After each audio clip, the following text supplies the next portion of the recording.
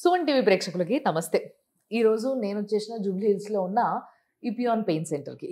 Yes, ఇక్కడ pain relief కోసం ఎంతోమంది పేషెంట్స్ వెయిటింగ్లో ఉంటారు.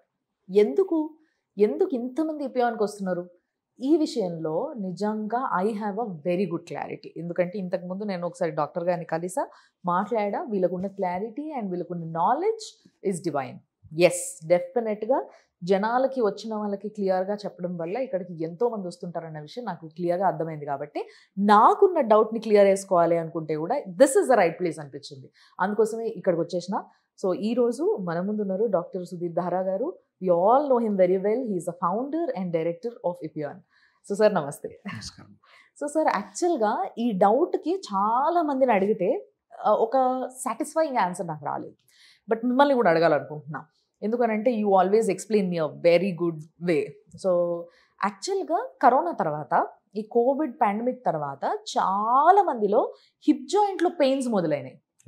అసలు ఇదేంటో సంబంధం లేకుండా హిప్ జాయింట్ ఏంటి, అసలు కరోనాలో జరిగింది ఏంటి, అప్పుడు జ్వరం వస్తే మనం ఏమేం తిన్నాము, అవి ఎక్కడి నుంచి తిన్నామో ఎక్కడ పెయిన్ లేకుండా డైరెక్ట్ హిప్ జాయింటే. సో అసలు ఏం జరుగుతుంది సార్? What is happening? ఏం అర్థం కావట్లేదు అసలు. హిప్ జాయింట్ పెయిన్స్ జనరల్గా ఇంతకుముందు 60-65 ఇయర్స్ దాటిన వాళ్ళకి వస్తుండేవి. లేదు ఏదైనా హిప్కి యాక్సిడెంట్ అయితే హిప్ జాయింట్ తొందరగా అరిగిపోయి పెయిన్ వస్తుంది. Otherwise hip joint pain very rare, చాలా తక్కువ చూసేవాళ్ళం. 60 ఇయర్స్ తర్వాత ఎట్లాగూ హిప్లో గుజ్జు అరిగిపోతుంది కాబట్టి పెయిన్స్ వస్తుంది. ఇప్పుడు ఈ కోవిడ్ పుణ్యమా అంటూ మన కోవిడ్ రాగానే మనం ఏం చేస్తున్నాం, హాస్పిటల్ అడ్మిట్ అయినా అవ్వకపోయినా కానీ హై డోసెస్ ఆఫ్ స్టెరాయిడ్స్. ఒక్కొక్కరికి ప్రెడ్నిసోలోన్ అయితే 25 mg, ఒక్కొక్కరికి 50 mg. లేదు హాస్పిటల్ అడ్మిట్ అయితే 1 గ్రామ్ పొద్దున 1 గ్రామ్ సాయంత్రం. పాపం వాడిన వాళ్ళకి కూడా తెలియదు వాళ్ళు వాడుతున్న స్టెరాయిడ్స్. వాళ్ళు అప్పుడు ఎందుకు ఏ మందు చెప్పినా కూడా వేసుకునేవాళ్ళు, ఎందుకంటే ఎక్కడ చచ్చిపోతామని. హాస్పిటల్ అడ్మిట్ అయ్యే వాళ్ళు చనిపోతున్నారు, ఇంట్లో టక్కని చచ్చిపోతున్నారు. అది దానికి ఎవరికి అంతు చిక్కక ఇంకా స్టెరాయిడ్స్ ఎటువంటివంటే టాబ్లెట్స్, ఇంజెక్షన్స్ అవన్నీ సర్వరోగ నివారణి. ప్రతి ఒక్కరికి స్టెరాయిడ్. ఏం అర్థం కాలేదంటే స్టెరాయిడ్ పెట్టిస్తారు. మీరు కూడా విలేజెస్లో డాక్టర్స్ ఉంటారు కదా, మోకాల నొప్పికి వెళ్తుంటే స్టెరాయిడ్ రాసిస్తాడు, వాళ్ళు వేసుకుంటారు. ఏమంటారు, వేసుకోగానే వెంటనే తగ్గిపోతుంది. చాలా మంచి డ్రగ్, కానీ దానివల్ల చాలా చెడు జరుగుతుంది. చాలా చెడు జరుగుతుందని ఎన్నో సంవత్సరాల నుంచి మనకు తెలుసు, బుక్స్ చెప్తున్నాయి. కోవిడ్ వచ్చిన తర్వాత దాని చెడు లక్షణం ఇంకోటి బయటపడింది. అదేంటి, కోవిడ్ వచ్చిన పేషెంట్కి స్టెరాయిడ్స్ పెడితే హిప్ జాయింట్ మొత్తం స్మాష్ అయిపోతుంది. ఆ కండిషన్ ఏమంటారంటే avascular necrosis of hip. Avascular necrosis అంటే, ఏ వాస్కులర్ అంటే బ్లడ్ సప్లై పోతుంది. ఎక్కడ పోతుంది? ఆ హిప్ జాయింట్లో ఆ బాల్ ఉంటుంది కదా, హిప్ జాయింట్ అనేది బాల్ అండ్ కప్ అన్నమాట. ఈ రెండింటి మధ్యలో గ్యాప్ ఉండాలి. ఇది ఫ్రీ మూవ్మెంట్ ఉంటుంది, పెయిన్ ఉంటుంది. ఇది హిప్ జాయింట్. ఇప్పుడు ఈ హెడ్ కి బ్లడ్ సప్లై పోతుంది. ఎందుకు పోతుంది? స్టెరాయిడ్ వల్ల. సో స్టెరాయిడ్ వల్ల పోవడం వల్ల ఇది కొలాప్స్ అయిపోతుంది. కొలాప్స్ అయినప్పుడు ఇది దగ్గరికి వెళ్ళిపోతుంది, మూమెంట్ పోయింది. మూమెంట్ పోవడంతో పెయిన్, ఫస్ట్ స్టిఫ్నెస్ స్టార్ట్ అవుతుంది, తర్వాత పెయిన్, దాని తర్వాత కంప్లీట్గా రేంజ్ ఆఫ్ మోషన్ పోతుంది, తర్వాత నడక కూడా పోతుంది. ఇంకొక పెక్యులర్ థింగ్ ఏంటంటే, ఇది 25 to 35 ఏజ్ వాళ్ళకి వచ్చింది. నా దగ్గర దగ్గర 250-300 మెంబర్స్ వచ్చారు. ఈ ఏజ్ 25 to 35 మట్టుకే సేమ్ ప్రాబ్లం. ఓల్డ్ ఏజ్ వాళ్ళకి ఎందుకో రాలేదు. కోవిడ్ తర్వాత స్టెరాయిడ్స్ తీసుకున్నా కూడా, కోవిడ్ తర్వాత నాకు కోవిడ్ వచ్చింది, నేను కూడా అడ్మిట్ అయ్యాను, నేను కూడా కోవిడ్ తీసుకున్నాను. అఫ్కోర్స్ నేను 50 క్రాస్ అయ్యాను కాబట్టి నాకు రాలేదేమో. 25 to 35 నా దగ్గరికే ఒక 300 మంది వచ్చారంటే మన స్టేట్లోనే కొన్ని వేల మంది ఎఫెక్ట్ అయింటారు.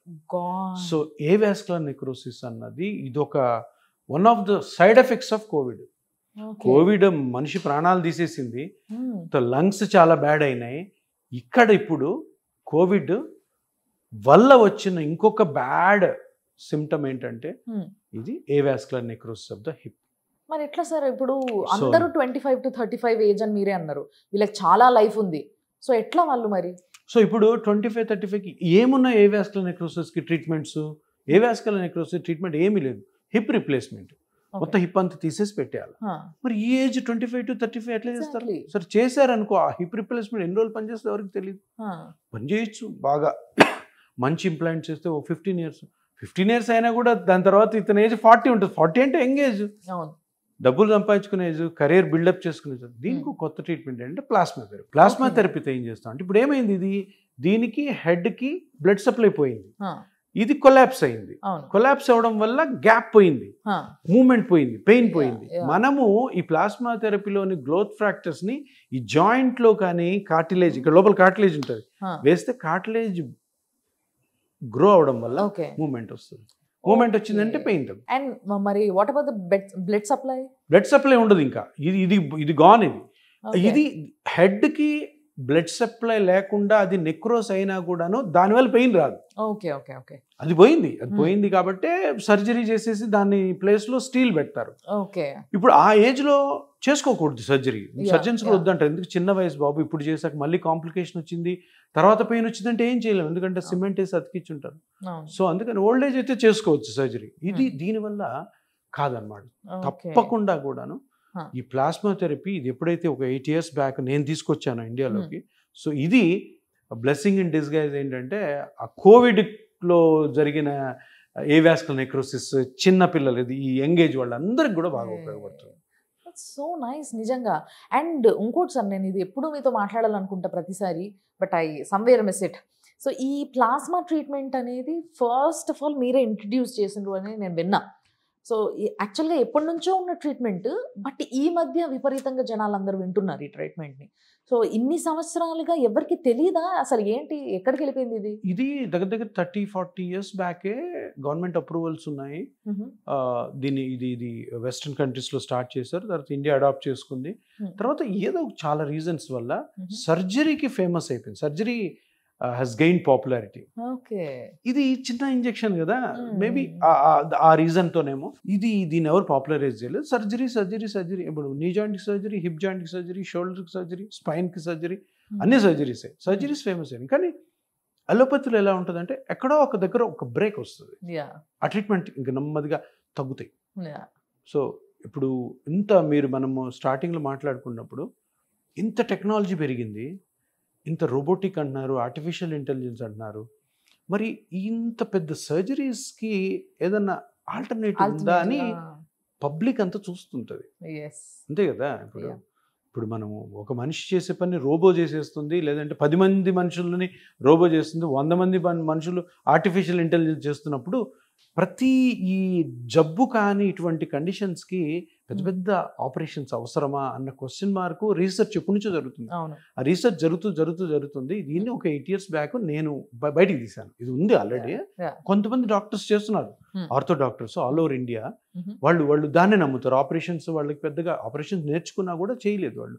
సో వాళ్ళ దగ్గరికి వెళ్ళాను, నేను చూశాను, అరే ఇదేదో బాగుంది, దీన్ని కొంచెం రిఫైన్ చేసి మనం కానీ తీసుకొచ్చామనుకో ఎంతో మంది ప్రజలకు ఉపయోగపడుతుంది, సింపుల్గా అయిపోతుంది అన్న కాన్సెప్ట్తో తీసుకురావడం, దాన్ని అందరు యాక్సెప్ట్ చేయడం. ఇంకా బెస్ట్ ఏంటంటే నాకు నచ్చిన ఆర్థోపెడిషియన్స్ కూడా యాక్సెప్ట్ చేశారు, వాళ్ళు కూడా చేస్తున్నారు, మంచిది కదా. సో నూకర్న్ కార్నర్స్లో కూడా జరుగుతుంది. ఇప్పుడు శ్రీకాకుళంలో ఎక్కడో ఒక వీధిలో పిఆర్పి చేసేవాళ్ళు, ప్లాస్మా థెరపీ చేసేవాళ్ళు ఉన్నారు. ఇంకా స్ప్రెడ్ అవుతుంది, ఇంకా మంచి జరుగుతుంది. ఎస్. సో జనాలకి ఈ సర్జరీల నుంచి ఆల్టర్నేటివ్ ఇంకొకటి ఉండాలి, అది కూడా వాళ్ళకి ఖర్చు తక్కువ అవ్వాలి కంపారిటివ్లీ, అండ్ నొప్పి తక్కువ అవ్వాలి, and at the same time మంచి లైఫ్ లీడ్ చేయాలి. సో ఇవన్నీ కావాలి అంటే ఒక ఆప్షన్ ఉండి చాలా రోజులుగా ముందుకు రాని ఆయనే మన ముందుకు తీసుకొచ్చి పెట్టిందే కాకుండా మన కోసం ఒక మంచి క్లినిక్ని ఏర్పాటు చేశారు with all facilities and well spoken staff.